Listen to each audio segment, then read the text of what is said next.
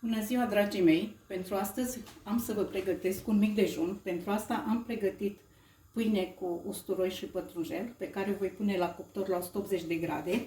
Am dat drumul la cuptor înainte cu 10 minute pentru a se încălzi și vom lăsa timp de 15 minute.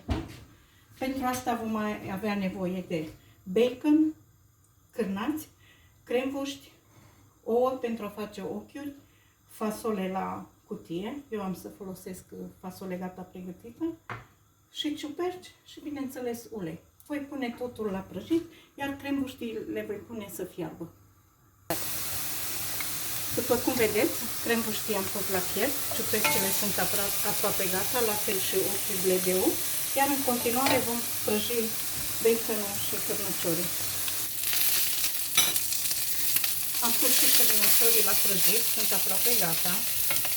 Acum vom pune fasolea într-un bol. Am să adaug puțină sare și piper și am să-l pun la cuptorul cu microunde pentru a se încălzi pentru 3 minute.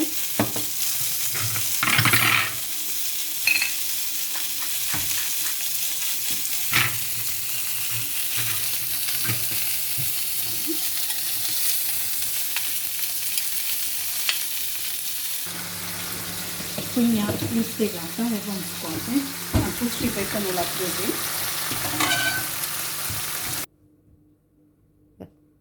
Micul dejun este gata pentru a fi servit. Vă mulțumesc pentru aprecieri și vă aștept în continuare pe canalul meu de YouTube, PJ Tihan. Vă doresc o duminică plăcută în familie.